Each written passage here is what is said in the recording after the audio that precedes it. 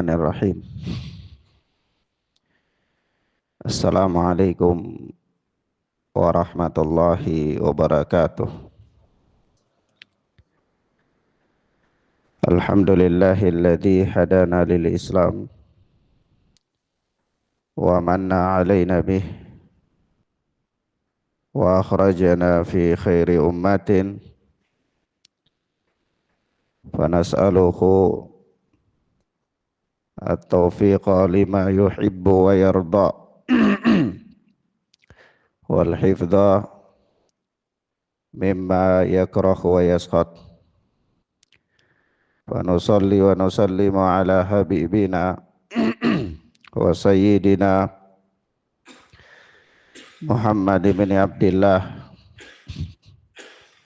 wa ala alihi wa ashabihi wa man sara ala nahjihi ila yaumil qiyamah. Amma ba'd. Ikhwanna fiddin, a'azzani Allahu wa iyyakum. Kita masih berada pada atau masih dengan kitab pelajaran Aqidatus Salaf Ashabul Hadis oleh Al-Imam As-Sabuni rahimana wa rahimahullah. Dan tepatnya kita masih berada pada bagian akhir dari pembahasan tentang orang-orang muslim yang terjatuh dalam dosa-dosa besar.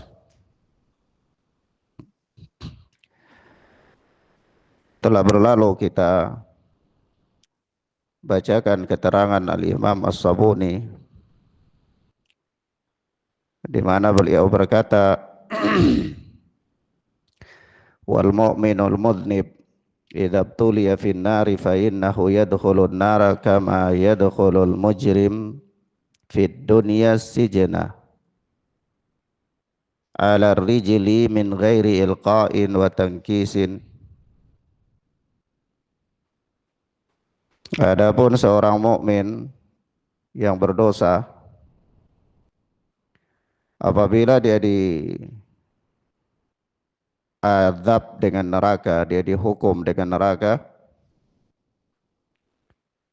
fa innahu yadkhulun nar, maka dia masuk neraka itu kama yadkhulul mujrimu fid dunya as-sijna ala rijli min ghairi ilqa'in wa tankisin. Yaitu dia seperti seorang narapidana yang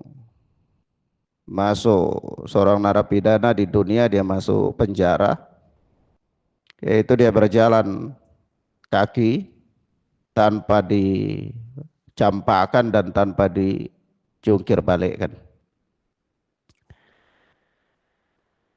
Wa ma'na qawlihi la yulqa fid dari ilqa'al kuffar, dan pengertian daripada seorang mukmin itu dia tidak dicampakkan ke dalam neraka sebagaimana dicampakkannya orang-orang kafir. Annal kafira yuhraqu badanuhu kulluhu wa kullama nadija jilduhu buddila jildan ghairah. Yaitu bahwa orang kafir itu dia dibakar seluruh anggota tubuhnya, dan setiap kali hangus kulitnya, buddila jildan ghairah, diganti lagi dengan kulit yang lainnya. Jadi penyiksaan itu terus menerus, tidak berhenti ya, terus menerus. Liyadzuqal adzaba kama bayyana Allahu fi kitabihi fi qoulihi ta'ala. Hal itu agar supaya orang kafir tersebut dia merasakan pedihnya adab Allah, sebagaimana yang Allah jelaskan di dalam kitabnya pada firman-Nya, A'udzu billahi minasyaitonir rajim, innal ladzina kafaru bi ayatina sawfa nuslihim naran Sesungguhnya orang-orang yang kafir kepada ayat-ayat kami itu, kami pasti akan memasukkan mereka ke dalam neraka. Kullama nadijat juluduhum baddalnahum juludan ghairaha liyadzuqul adzab. Dan setiap kali mereka mendapatkan hukuman sehingga hanguslah kulit-kulit mereka, kami ganti pula dengan kulit yang lain. Liyadzuqul adzab, agar supaya mereka merasakan pedihnya adab Allah. Wa amal mu'minuna fala talfahu wujuhahumun nar. Adapun orang-orang mukmin, mereka masuk neraka tetapi wajah-wajah mereka tidak disentuh oleh api neraka. Jadi orang mukmin itu wajahnya tidak terbakar ya. Seandainya dia masuk neraka, wajahnya tidak terbakar. Wala tahriku a'dha as-sujudi minhum, dan juga anggota sujudnya itu tidak dibakar oleh api. Idh harramallahu 'alan nari a'dha as-sujudi, karena Allah mengharamkan neraka untuk membakar anggota sujudnya. Dan ini merupakan kemuliaan dan karunia dari Allah kepada orang-orang yang beriman ya. Allah tabaraka wa ta'ala berlaku ketetapannya bahwa orang yang melakukan dosa-dosa, melakukan penyimpangan-penyimpangan ya, itu telah berlaku baginya kalau dia itu masuk neraka, maka Allah tetap akan melindungi dia dan memberikan rahmat kepadanya. Sehingga dia di dalam neraka itu walaupun sama-sama di dalam neraka dengan orang-orang kafir, tapi dia mendapatkan perlakuan yang istimewa. Ya. Nah, ya kalau di dunia itu misalnya anak-anak pejabat satu penjara dengan para preman pasar misalnya, sama-sama penjara tapi perlakuannya berbeda. Nah, ini apa? Karena ya dianggap dia punya kedudukan. Tetapi di sisi Allah Subhanahu wa taala itu Allah Azza wa Jalla tidak memuliakan siapapun melainkan keimanan. Maka orang yang datang dengan keimanan, dia pasti mendapatkan jaminan dimuliakan oleh Allah Azza wa Jalla, dirahmati oleh Allah Subhanahu wa taala. Sampai pun kalau pelanggaran-pelanggaran yang dia lakukan sedemikian rupa sehingga Allah memasukkan dia ke dalam neraka, tetap Allah masih memuliakan dia. Yaitu apa? Cara masuknya berbeda dengan cara masuknya orang kafir. Kemudian penyiksaannya pun berbeda dengan penyiksaan yang dialami oleh orang-orang kafir. Dan kita tahu ya ikhwan, azzani Allah wa iyyakum. Kemudian kata Imam As-Sabuni di situ, wa makna qaulihi la yabqa fin nari baqa'al kuffar, dan dia tidak kekal sebagaimana kekalnya orang-orang kafir. Pengertian dari kalimat ini adalah annal kafira. Jadi ini Imam As-Sabuni menjelaskan ucapan siapa? Menjelaskan ucapan siapa? Naam, Abu Thayyib Sahal bin Muhammad. Iya. Nah, jadi di pelajaran lalu itu kan Abu Thayyib Sahal bin Muhammad mengucapkan kalimat, lalu kalimat itu dijelaskan oleh Al-Imam As-Sabuni. Jadi Al-Imam As-Sabuni berkata bahwa wa makna qaulihi, dan pengertian dari ucapan Abu Thayyib la yabqa fin nari baqa'al kuffar, bahwa orang mukmin kalau masuk neraka itu dia tidak kekal di dalam neraka sebagaimana kekalnya orang-orang kafir. Annal kafira yukhalladu fiha wa la yakhruju minha abadan. Bahwa orang-orang kafir itu dia kekal di dalam neraka dan dia tidak akan keluar dari neraka itu selama-lamanya. Dia tidak akan keluar dari neraka selama-lamanya. Wala yukhallidullahu min mudhnibil mu'minina fin nari ahadan. Sementara Allah tidak membuat orang mukmin yang berdosa itu kekal di dalam neraka. Seorang pun tidak ada. Selama dia itu masih punya keimanan, dia tidak akan pernah bisa kekal di neraka.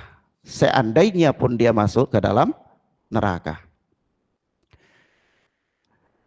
Paham ya kalimat beliau ya?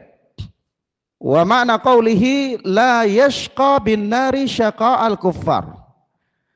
Dan pengertian dari ucapan Abu Thayyib rahimana wa rahimahullah bahwa la yashqa bin nari syaqa'al kuffar, dia tidak sengsara di dalam neraka itu sebagaimana kesengsaraannya orang-orang kafir. Pengertiannya adalah annal kuffar yai'asuna fiha min rahmatillah, bahwa orang-orang kafir itu mereka berputus asa di dalam neraka itu dari rahmat Allah. Penyiksaan datang silih berganti yang tidak ada tanda-tanda bahwa mereka itu akan diringankan dan akan dikeluarkan, sampai mereka pada fase sudah putus asa daripada rahmat Allah. Ini tidak mungkin lagi kami diberikan rahmat, tidak mungkin lagi, dan ini kami kekal, dan penyiksaan ini abadi, dan seterusnya gitu. Iya. Wala yarjuna rahatan bihalin, dan mereka tidak lagi mengharapkan adanya santai sesaat. Ya. Santai beberapa saat pun di dalam surga, di dalam neraka itu tidak ada lagi bagi mereka, dan itu tidak lagi diharapkan bagi mereka. Karena apa? Penyiksaan yang datang silih berganti, tidak ada fase istirahat. Ya, kalau antum misalnya orang disiksa kemudian ada fase dia istirahat lalu disiksa lagi, ya itu mungkin ada harapan. Begitu dia dalam kondisi disiksa, dia harap kalau nanti sampai pada fase istirahat dulu misalnya. Iya kan? Tapi ini sudah tidak ada lagi harapan itu. Nah, ini menunjukkan bahwa apa? Menunjukkan bahwa penyiksaan di dalam neraka itu sambung menyambung, tidak ada sekat untuk orang itu beristirahat. Paham ya?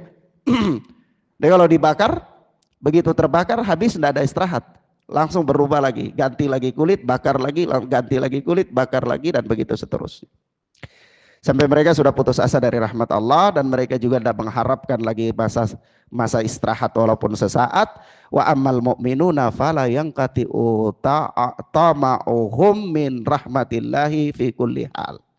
Adapun orang-orang mukmin diperlakukan dengan perlakuan yang berbeda. Kalau dia masuk neraka, yaitu apa? Salah satunya, mereka tetap berhasrat terhadap rahmat Allah dalam segala keadaan. Ya, mereka tetap menginginkan rahmat Allah, dan mereka tetap mengharapkan rahmat Allah, bahwa rahmat Allah itu pasti ada kepada mereka. Artinya ujian, fitnah, malapetaka, musibah, siksaan yang datang silih berganti kepada mereka di dalam neraka itu, mereka berharap bahwa nanti siksaan itu akan berakhir. Jadi ada harapan bagi mereka. Ya, ada harapan bagi mereka. Wa aqibatul mu'minina kullihim al jannah. Naam. Dan akhir yang baik bagi orang-orang mukmin itu semuanya adalah surga. Li'annahum khuliqu laha wa khuliqat lahum fadlam minallahi wa minnah. Karena surga itu diciptakan mereka, karena mereka orang-orang mukmin diciptakan untuk masuk surga, dan surga diciptakan untuk mereka. Sebagai apa? Harga atas amal perbuatan mereka? Tidak. Bukan sebagai harga atas amal perbuatan mereka, tetapi sebagai karunia dan rahmat Allah kepada mereka. Iya.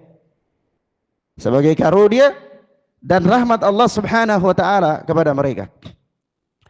Nah, di sini juga kita pahami bahwa Allah Subhanahu wa taala menciptakan manusia, menciptakan alam semesta, Allah menciptakan surga dan neraka, dan Allah menciptakan penduduk-penduduk surga dan neraka, dan Allah Subhanahu wa taala telah menetapkan dalam ketetapannya bahwa surga itu milik orang yang beriman. Lalu Allah lahirkan mereka ke dunia.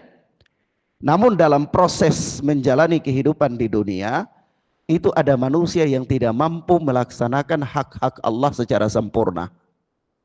Ada juga yang memang dia membandel, dia bangkang, tapi dia masih tetap berada dalam keadaan beriman. Maka dia layak untuk mendapatkan ancaman Allah. Jika Allah berkehendak, Allah mengancamnya. membuktikan ancaman Allah kepadanya dengan memberikan dia ke dalam hukuman. Tapi karena dia punya keimanan, maka ketetapan Allah pun berlaku bahwa orang-orang yang beriman itu senantiasa mendapatkan karunia Allah, baik selama mereka masih di dunia maupun sampai di akhirat. Hatta di dalam neraka sekalipun mereka mendapatkan rahmat dan karunia Allah Azza wa Jalla. Maka ikhwan fiddin azani Allah wa iyyakum, kita katakan bahwa Allah memperlakukan orang-orang yang beriman itu sangat lembut sekali. Atas perjuangan mereka mempertahankan keimanan mereka dalam kehidupan dunia.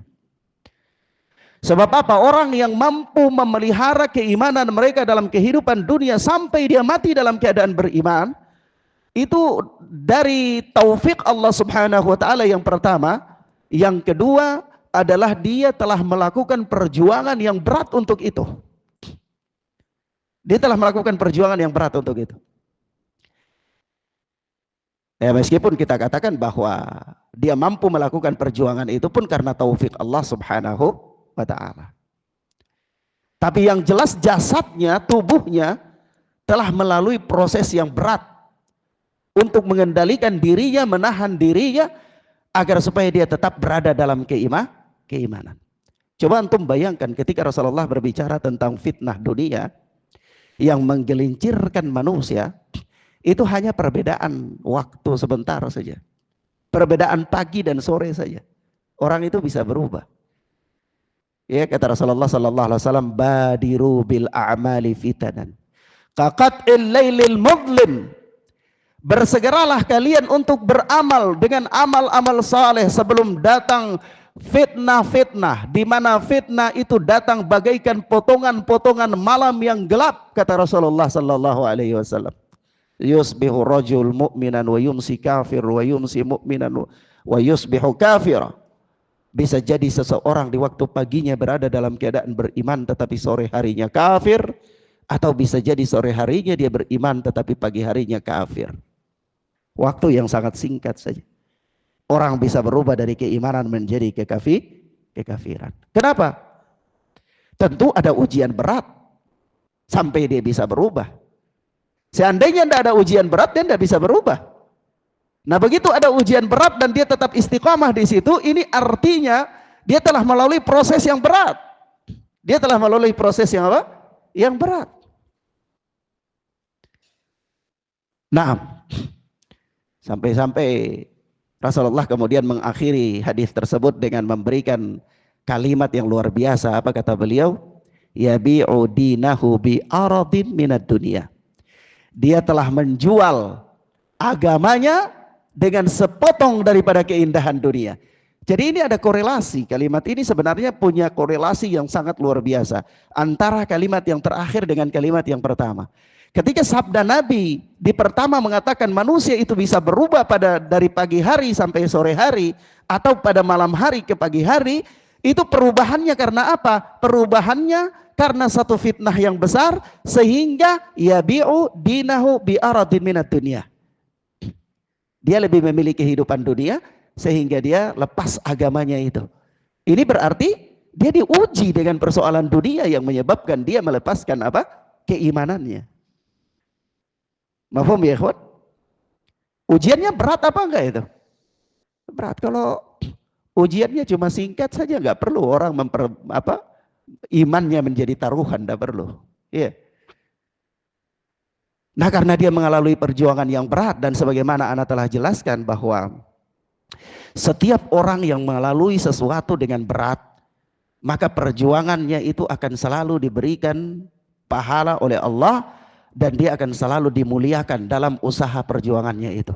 Man jahada fina lanahdiyannahum subulana. Barang siapa yang bersusah-susah, ya, barang siapa yang berjuang, bersusah-susah payah, ya, bersungguh-sungguh di jalan kami, lanahdiyannahum subulana. Niscaya kami akan memberikan dia hidayah, petunjuk, taufik untuk tetap istiqamah dan tetap meniti jalan-jalan kami. Karena Allah Azza wa Jalla mengatakan begini, am hasibtum an tadkhulul jannah walamma ya'tikum mathalul ladzina khalau min qablihum massathumul ba'sa wad-dharra wa zulzilu hatta yaqula rasul walladzina amanu ma'ahu mata nasrullah ala inna nasrallahi qarib. Allahu akbar. Perhatikan ayat ini. Allah Azza wa Jalla mengatakan am hasibtum an tadkhulul jannah, surat Al-Baqarah. Apakah kalian mengira bahwa kalian akan masuk surga begitu saja? Apakah gampang? Walamma ya'tikum mathalul ladzina khalu min qablikum massathumul ba'sa wad-dharra wa zulzilu. Padahal belum datang kepada kalian ujian-ujian, fitnah-fitnah. Apa ujian itu? Massathumul ba'sa, yaitu kemiskinan. Kemiskinan. Seorang dia berpegang teguh dengan syariat Allah, kan hufatil jannah bil makarih. Surga itu diliputi dengan hal-hal yang tidak disukai oleh hawa nafsu. Nah begitu manusia di dunia, dia ditawari hal-hal yang sesuai dengan hawa nafsunya. Dia ingin melakukan suatu proyek, suatu perdagangan, suatu usaha, dia ingin investasi, tapi dia tahu di sana, oh ini ada hal yang haram, ini nggak boleh. Ini hal yang dilarang oleh Allah, ini nggak boleh. Dia tinggalkan. Lalu dia tersisihkan dari kesempatan untuk mendapatkan dunia. Begitu besok, begitu pula dia mau lakukan, oh tidak boleh, ini haram, dia tinggalkan lagi. Besok dia mau lakukan, oh ini haram, dia tinggalkan lagi. Tertimpalah kepadanya penyakit yang namanya al-faqr, al-ba's, kemiskinan. Nah begitu dia diuji dengan kemiskinan. Apalagi setelah kemiskinan? Dharra, penyakit-penyakit, kesempitan, kesusahan, berbagai macam ujian datang silih berganti kepada manusia. Wazulzilu, dan mereka digoncang dengan berbagai macam goncangan. Datang rasa takut, diiming-iming oleh hayalan, nanti begini dan nanti begitu, dan seterusnya. Mereka terjebak dalam fitnah dunia itu. Sampai apa yang terjadi? Coba antum bayangkan. Allah mengakhiri ayat ini dengan mengatakan, hatta yaqulu rasulu walladzina amanu ma'ahu mata nasrullah. Sampai-sampai Rasul dan sebagian orang-orang yang beriman bersama mereka ketika itu, yang menghadapi ujian demi ujian itu, yang menghadapi fitnah demi fitnah itu, yang menghadapi cobaan demi cobaan itu, mereka berkata, mata nasrullah, ya Allah, kapan datang pertolongan Allah? Berat enggak itu? Sudah sampai pada masa yang mereka mengatakan, oh ini tidak sanggup lagi, kapan datang pertolongan Allah? Belum datang pertolongan Allah. Kalau terlambat datang pertolongan Allah, apa jadinya kita ini? Mereka katakan mata nasrullah. Lalu Allah memberikan harapan kepada kita dengan mengatakan, ala inna nasrallahi qarib. Ketahuilah, pertolongan Allah itu dekat. Bersabar sedikit, pasti pertolongan Allah itu datang. Tapi sebelum pertolongan Allah itu datang, engkau harus melalui ujian-ujian ini. Iya. Dan antum bayangkan ayat ini mirip dengan ayat dalam surat Al-Ankabut. Allah Azza wa Jalla dalam surat Al-Ankabut berfirman apa? Alif Lam Mim. Ahasiban nasu ayyutraku ayyakulu amanna wahum la yuftanun. Walaqad fatanna alladhina min qablihim. Fala ya'lamanna Allahu alladhina sadaqu. Wala ya'lamanna al-kadhibin. Perhatikan susunan ayat. Allah Azza wa Jalla mengatakan, apakah manusia itu mengira, apakah manusia itu menyangka bahwa mereka akan dibiarkan begitu saja setelah mereka mengatakan amanna, kami beriman? Seorang laki-laki dia katakan saya beriman, saya muslim, saya mukmin. Seorang perempuan dia katakan saya mukminah, saya muslimah. Lalu itu saya cukup. Apakah dibiarkan begitu? Setelah Anda mengatakan Anda beriman, lalu begitu saja. Padahal belum datang kepada Anda ujian-ujian sebagaimana kami telah menguji orang-orang sebelum mereka yang mengatakan dirinya beriman itu. Supaya apa? Fala ya'lamannallahu alladhina sadaqu wa la ya'lamannal kadhibin. Agar Allah membedakan siapa di antara mereka orang-orang yang jujur dalam keimanannya dan siapa di antara mereka yang dusta dalam keimanannya. Nah, ujian datang silih berganti untuk membuktikan benarnya keimanan seseorang, bagaimana ketahanan seseorang untuk mempertahankan keimanannya tersebut. Antum lihat, ada suatu peristiwa yang dahsyat di awal-awal keislaman, di awal-awal masa Islam. Ketika Rasulullah Sallallahu Alaihi Wasallam dan para sahabat itu baru beberapa orang, belum banyak di awal-awal Islam, itu mereka sempat diembargo oleh orang-orang musyrikin Makkah di salah satu lembah dari lembah-lembah kota Makkah. Yang kota Makkah itu lembahnya ya Masya Allah ya, panas saking panas, dingin saking dingin. Sampai berapa lama? Disebutkan itu kurang lebih 3 tahun lamanya mereka diembargo. Habis makanan, tidak ada lagi bahan makanan. Yang di dalam riwayat disebutkan mereka hanya memakan biji kurma, dan itu pun tidak banyak. Sampai-sampai banyak ibu-ibu hamil yang meninggal, anak-anak bayi yang meninggal, ya, ada banyak yang sakit-sakitan dan seterusnya. Sampai karena sudah berlalu lama dan beratnya ujian itu, seorang sahabat yang bernama Khabbab ibnu Ard, dia datang kepada Rasulullah.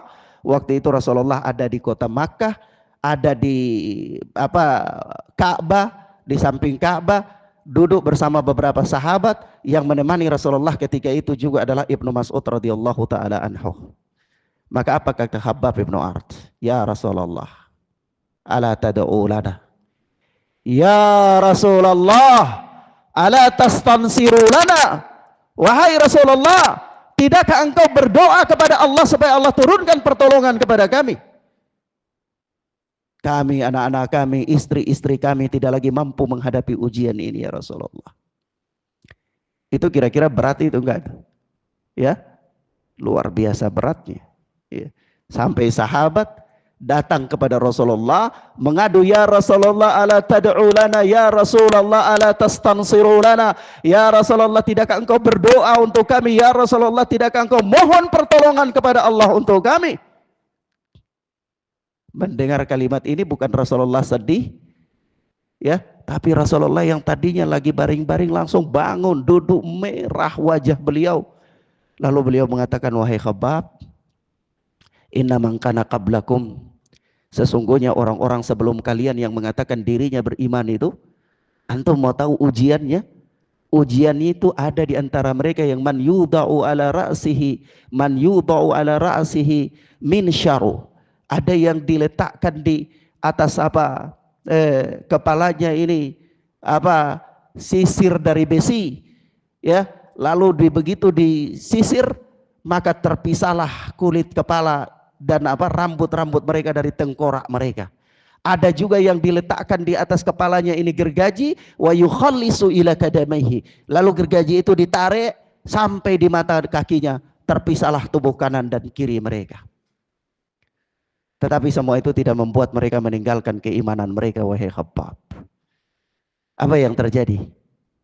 Bertambahlah keimanan Khabbab, yaitu alladzina amanu idza dzukirallahu wajilat qulubuhum wa idza tuliyat alaihim ayatuhu zadathum imana. Orang-orang yang beriman itu apabila dibacakan ayat-ayat Allah kepada mereka, bergetarlah hati-hati mereka, dan disebutkan nama Allah kepada mereka, bergetarlah hati-hati mereka, dan apabila dibacakan ayat-ayat Allah kepada mereka maka bertambahlah keimanan mereka. Ala kulli hal, ana ingin mengatakan bahwa Allah memperlakukan orang mukmin dengan perlakuan yang sangat lembut ketika di hari akhirat, karena mereka telah melalui begitu besar dan beratnya perjuangan dalam kehidupan dunia. Mafhum ya ikhwan? Dari kasih sayang Allah subhanahu wa ta'ala kepada mereka. Maka kalau kita mau lihat bagaimana Allah menyiksa orang-orang kafir itu, di antara berbagai macam siksaan-siksaan yang ada, di sini kalau kita lihat ya, di antaranya itu seperti di dalam ayat 16-17 dari surat Ibrahim, wa yusqa min ma'in sadid yatajarra'uhu wa la yakadu yusighuhu. Jadi, dan dia orang kafir itu diberi minum dari air nanah, dia meneguknya minum, dia minum itu hampir tidak bisa menelannya. La yakadu yusighuhu, dia tidak mampu, hampir-hampir, karena saking jeleknya nanah yang diminum itu sampai hampir-hampir itu sudah tidak bisa lagi masuk, tapi dipaksa sebagai adab kepadanya itu untuk masuk dan dia wajib untuk menelannya. Dan ini bukan terjadi hanya sekali, Terus menerus, nanah yang panas, mendidih, menjijikan, beracun, kata para ulama, terkumpul padanya berbagai kejelekan yang ada pada minuman tersebut dan dia dipaksa untuk minum, ya, sebagai satu bentuk siksaan Allah. Dan juga apa kalau dia mau makan? Dia mau makan diberikan apa? Makanan dari apa? Zakum. Allah Azza wa Jalla mengatakan dalam surat Dukhan, inna syajarata zakum ta'amul athim kal muhli yaghli fil butun. Yaitu apa? Sesungguhnya pohon zakum itu makanannya orang yang berdosa. Seperti apa? Cairan besi yang mendidih di dalam perut. Buah yang sangat jelek sekali, pahit, panas, ya, mendidih. Kalau masuk ke dalam tubuh, membuat tubuh itu jadi apa? Hancur. Dan itu terjadi terus menerus. Terus menerus. Dan apa? Dipakaikan kepadanya pakaian dari api. Allah Azza wa Jalla sebutkan dalam surat Al-Hajj, falladzina kafaru quti'at lahum thiyabun min nar. Dan orang-orang kafir itu akan dipotongkan untuk mereka pakaian dari api. Pakaian dari api. Dan juga apa? Disiram dengan logam yang mendidih. Disiram dengan logam yang mendidih. Masih dalam surat Al-Hajj Allah Subhanahu wa taala berfirman, yusabbu min fawqi ru'usihimul hamim yusharu bihi ma fi butunihim wal khulud wal julud. Air yang sangat panas dituangkan ke atas kepala mereka, lalu meleburlah isi perut mereka dan kulit-kulit mereka. Allahu Akbar. Ini berbagai macam bentuk apa? Siksaan-siksaan yang Allah berikan kepada orang-orang kafir. Dan apa, ikhwan? Mereka menangis dengan air mata darah. Mereka menangis dengan air mata darah dalam penyiksaan demi penyiksaan yang ada pada mereka tersebut. Rasulullah sallallahu alaihi wasallam mengatakan dalam hadis yang dikeluarkan oleh Imam At-Tabrani. Dikeluarkan oleh Imam At-Tabrani. Itu kata Rasulullah, yusabbu fi udhunil kafir al-khintaran wa yakhruju min qadamaihi wa yanzifu damu ainaihi mithla al-qatirah mithla al-bukhur wa yaquluna ya laitani kuntu turaba. Disiramkan ke telinga orang kafir itu cairan panas, keluar dari kakinya, keluar dari matanya, mengalir darah seperti lautan. Lalu dia berkata, ya laitani kuntu turaba, andainya aku dulu jadi tanah. Andainya aku jadi tanah. Penyiksaan demi penyiksaan. Seperti dalam ayat, ya, apa, wa yaqulul ladzina apa ayatnya? Bagian terakhir dari surat An-Naba itu apa? Wa yaqulul kafiru ya laitani kuntu turaba. Orang-orang kafir itu dia berkata, seandainya aku dulu itu jadi tanah saja sudah. Supaya apa? Supaya jangan merasakan lagi penyiksaan demi penyiksaan yang begitu berat ini. Nah, demikian ikhwan fiddin azani Allahu wa iyyakum. Ini bagian terakhir daripada pembahasan kita dalam bab ini. Saya kira kita bisa masuk dalam bab baru, tapi ternyata memang tidak bisa. Insyaallah ta'ala kita lanjutkan pada pertemuan berikutnya, itu hukmu tariki salati amdan, hukum orang yang meninggalkan salat dengan sengaja. Nah, wallahu ta'ala a'lam bis-shawab. Wassallallahu ala nabiyina Muhammad wa ala alihi wa sahbihi wasallam. Subhanakallahumma wa bihamdika asyhadu an la ilaha illa anta astaghfiruka wa atubu ilaik. Wassalamualaikum warahmatullahi wabarakatuh.